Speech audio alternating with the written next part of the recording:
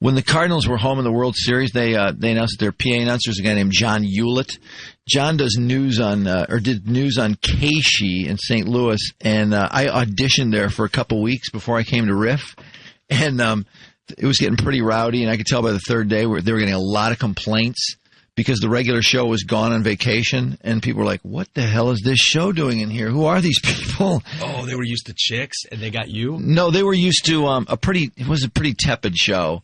It wasn't a great show. They were going to replace it. I mean, they're openly having somebody audition while they're on vacation, which was pretty brutal, and nobody would help us either. They claim, "Oh, the production room's locked up. The engineer's not coming in today." That's crazy. Like, oh, really? Yeah. So anyway, we on your own. just decided we didn't give a crap. So like the third or fourth day, we're doing Stump the Staff for a long time, being really abusive to listeners.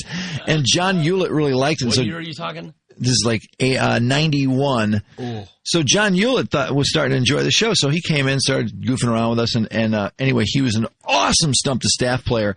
I forgot why we even allowed it, but somebody asked a ballooning question, and John Ulett had the answer. Ballooning question? Yes. Oh, my God. Uh-huh. Is that a sport? There was quite a debate about that. We ended up accepting because Ulett was like, I got it.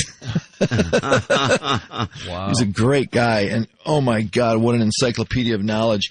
He had just been tossed off the air, too. He was feeling a little rebellious because he had played this thing from the Woodstock CD about 3 months before that said, like, this is the Emergency Broadcast Network, and it played a tone. It was obviously fake, and one of their competitors sent it into the FCC as a complaint. Oh, no way. And he got suspended for like a month, and the Cardinals fired him. He was the Cardinals guy? He was the Cardinals PA guy, and they fired him, but they've obviously hired him back. Because he was under in the World Series, yeah. Under what? Because it was like he was screwing around the Emergency Broadcast Network, and it was reported nationally that he had suggested that the U.S. was about to get bombed or something. I mean, that was in USA Today. So when we got there, we were like, "Oh my God, did we get to meet this Ulett guy, this maniac?" And so I was like, "John," and so he's like, "Yeah, I know, you've heard of me." He's really bummed out, and so he ended up playing us the tape of what he had done. It was so nothing. It was absolutely no big deal. It was so poorly reported on. So obvious a joke. Obviously. It was off the Woodstock album, I think. It was a big joke. And he got in all this trouble for it. It was because a competitor sent the tape in and complained. That's really weak. I know. Fake. Jeez. Really good guy, though. And I think he might still be there.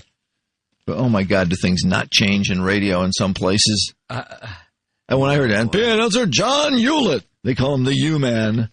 He was really, seriously, really good. Great news guy, too. Really knew his news like crazy. The U-Man into town. Yeah, the U-Man. Give Trudy a run for her money. Bring the U-Man in when Trudy's on vacation. Cha. The U-Man returning the favor. U-Man.